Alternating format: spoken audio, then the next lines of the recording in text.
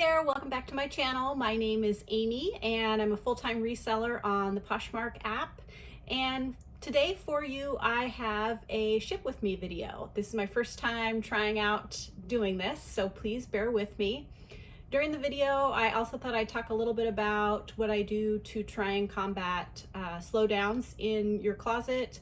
And when there's changes to the Poshmark algorithm, like we're all facing right now, what we can do, what we have control over is our actions and what we put into the app, not what Poshmark does and changes on their end. So I'll just try and give you some tips of what I do when my closet slows down, and hopefully it's helpful for you. So let's get started. So for my first sale, I have a bundle of two things, and hopefully you can see this. It's this cute little pair of Japanese iridescent little bird salt and pepper shakers. Those are really cute. And a vintage Wyoming sterling silver charm. So this bundle sold for $28, and after Poshmark fees, my payout was $22.40. I paid $3 total for both of these items, so my net profit was $19.40. Both of these items I had for quite some time. So what I'm doing right now is, sorry about that, I am sending out offers to likers on my whole Poshmark closet. I do this once a year, once a quarter, once every 90 days. I go through and send out offers on every single item in my closet, and typically it's a more aggressive offer between 20 to 30%. Some items right now I'm even doing 40% because I really want to get my sales moving and get some old inventory moved out. So some of these are lower sales, and to be honest with you, I'm not terribly excited about my weekend sales, but you just gotta get what you can and keep moving forward and hope that there's better weekends and days in the future.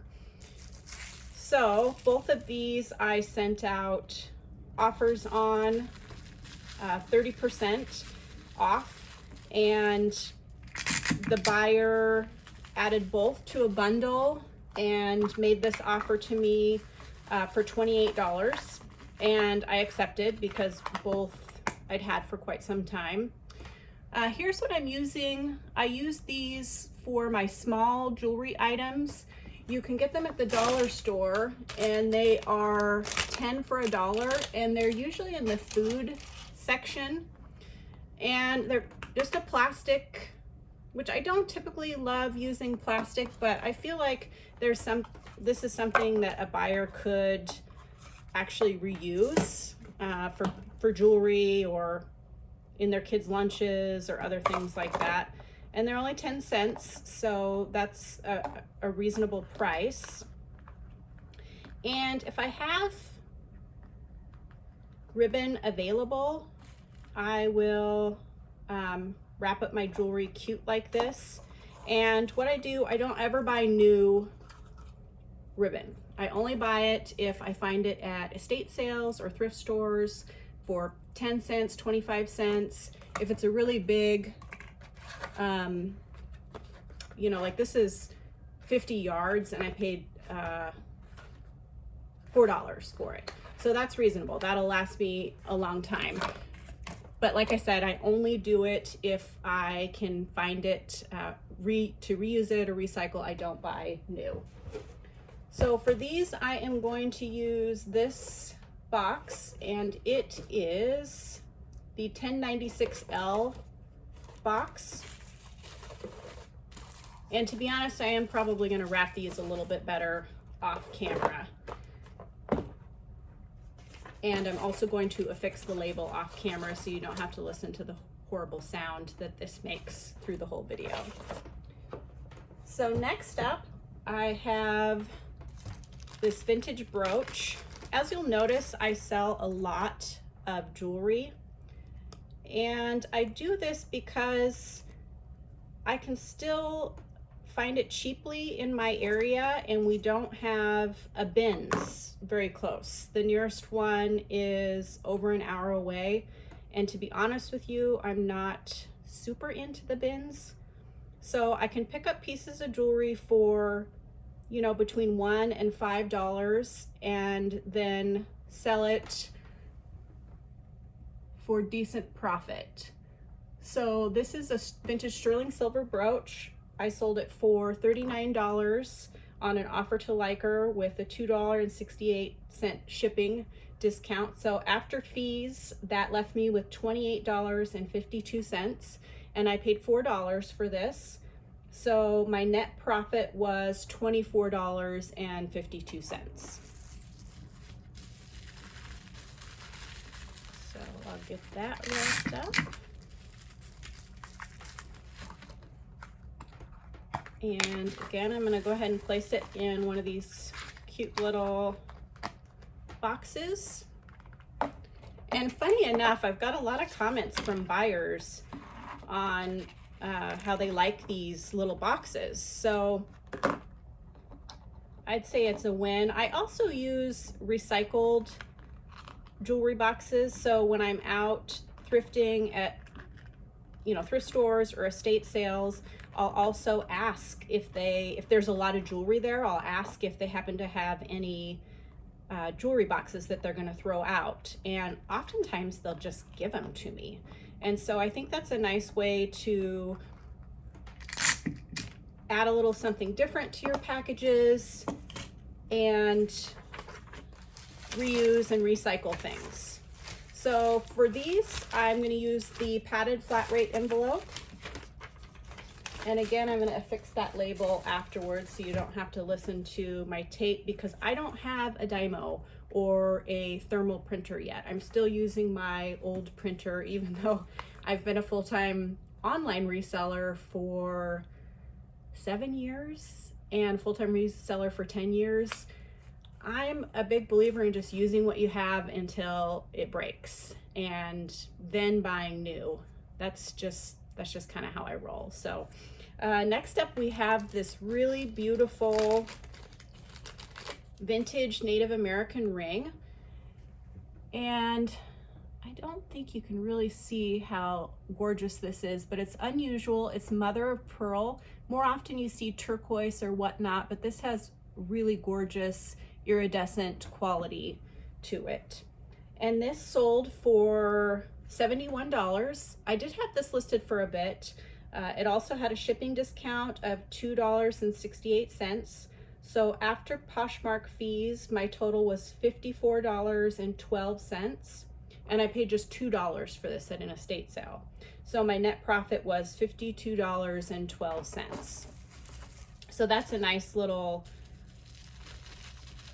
profit on that, and it doesn't take up much room at all. So that's really great. Oops. Again, I'm going to use one of these little boxes. Tie a little bow on it. And this is definitely not required, but I do find that especially my jewelry buyers like this extra little touch on their packages, and I get a lot of repeat buyers, which I like. Again, I'm going to use the padded flat rate envelope, and I'll affix that later. Next up, another Native American piece of jewelry.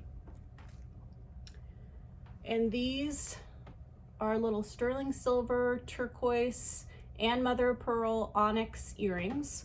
I had these listed for quite some time. I had them listed, I think, at $69 and tons of likes, but no buyers. So as I was sending out offers on my whole closet, I did an aggressive offer of $48 with discounted shipping. So after Poshmark fees, my total was $36.68. I paid $5 for these at a thrift store, so my gross profit was $31.68. Let's see, I cut that a little bit too. So I'm cutting out little strips of bubble wrap to wrap these up before I put them in the little box. And that just gives them an extra layer of protection in transit. Shows that I am taking some care in my packaging. You want to make sure that this arrives safely to the buyer.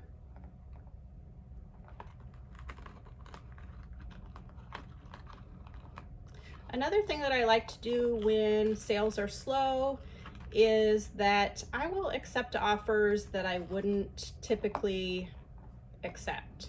When it's slow, it's not the time to hold out for a high price unless it's something that you really know has that value and that you will get it eventually. So the more you sell, the more you sell. So the more offers you accept, it spurs more sales and gets your items moved up in the algorithm, and you know, we all like that. So next up is this adorable J. Crew purse. It's leather and pony hair or calf hair. And this is new with the tags. It retailed for, well, I guess it doesn't say on there, but I think it retailed for about $195. I did pay up for this. It was marked $29.99 at our Goodwill. I did have a 20% off coupon. There's a restaurant that's right next door, and if you go there for breakfast or lunch, at the bottom of their receipt, they have a 20% off coupon. So if there is a long strap on bags, I always remove it, coil it up, and put it on the inside of the bag just to keep it safe in transit.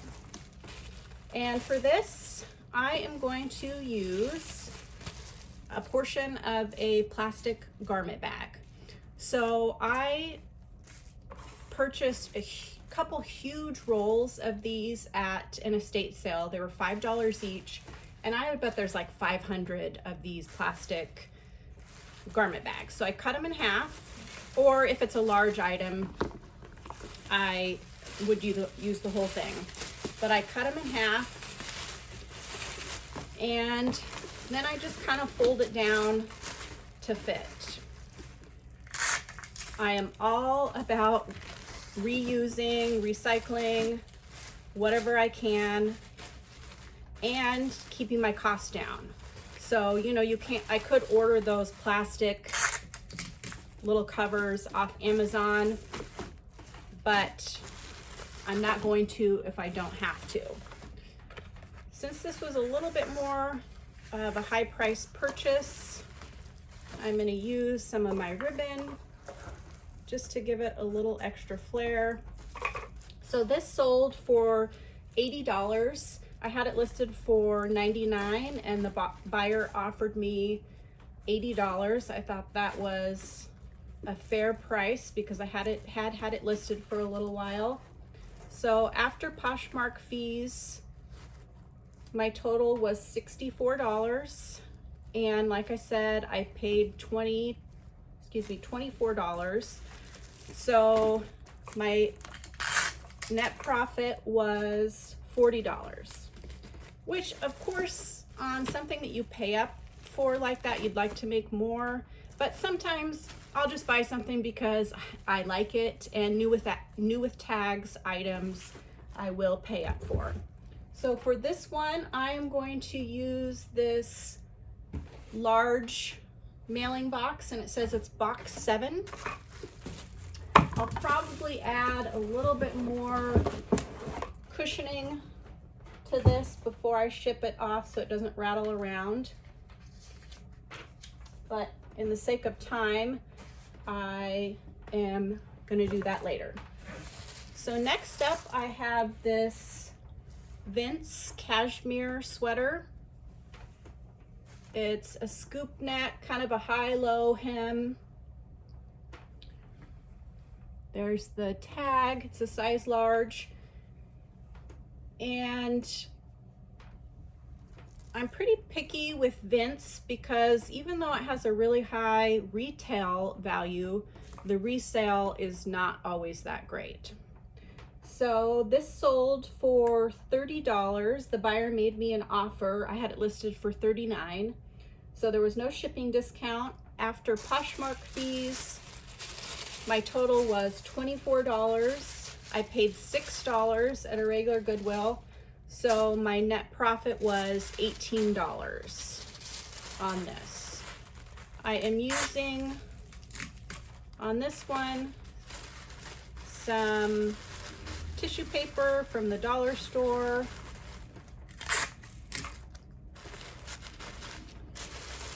And I'm probably not going to use any ribbon on this. Just wrap it up nice and tidy. And then I'm going to use one of these Priority Tyvek envelopes. These are quite sturdy and they're great for clothing. So I'll go ahead and seal that up afterwards.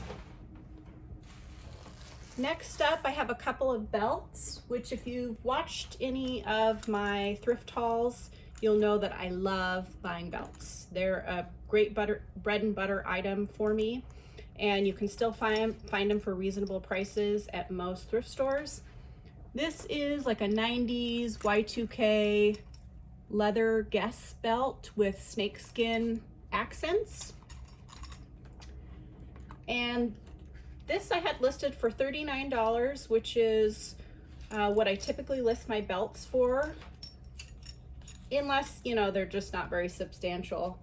The buyer offered me $30, which I thought was more than fair, so I accepted that, leaving me with a profit, or a total of $24 after Poshmark fees. I paid $2 for this, so my net profit was $22. I find these pretty easy to list and pretty easy to ship. Typically with these, I just wrap them in tissue paper from the dollar store or Costco or wherever you can get it. I just hadn't had a chance to make it to Costco, so just using it from the dollar store. Again, I am using this mailing box, and it is 1096L, and it just has a nice depth, which is good for the size of belts.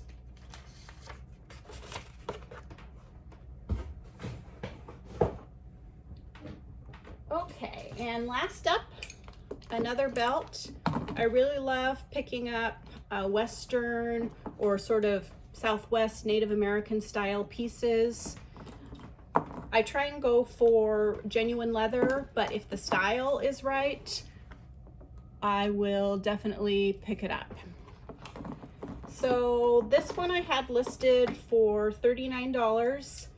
And as I was sending out offers on my whole closet, I sent out offers for $27 with discounted shipping. So after Poshmark fees, that left me with $18.93. I paid $3 for this at a thrift store, making my profit $15.93. Which I think is great. Like I said, I love these as a bread and butter item. I have sold literally hundreds, maybe 500 belts on Poshmark. And I just think they're really fun. And if you have looked to buy a belt new for genuine leather, they're pretty expensive. And so buyers are looking for this sort of thing and a unique item. It's really fun to be able to offer this for your buyers. So that is it. Again, I typically have better weekends than this, but hey, right now I'm going to take what I can get. So for my Sunday or Saturday afternoon, Sunday and Monday morning sales, my gross was $353. After Poshmark fees, it was $272.65. So I sold $353. I paid a total of $50 for everything. So my net profit was $222.65, which, you know what? You got to take the good with the bad, and I'm happy to get some items moved out and get my sales going again. I really was affected by the change in the algorithm, I believe. Some people don't think that it's having an impact on sellers, but I truly do. The first 6 days of April, I had one $69 sale, which typically I sell more, double, triple that in a day. So I don't know what's going on, but I'm going to do what I can, keep working hard and move forward, and look forward to having higher sales again. So I really appreciate you tuning into my channel. And again, it would mean a lot to me if you would hit that subscribe button, give my video a like, and comment how your closet's doing. I'm eager to hear if you have any tips on spurring sales, getting them going again. So if you want to leave those in the comments, that would be great. And I'll see you next time. Thanks a lot.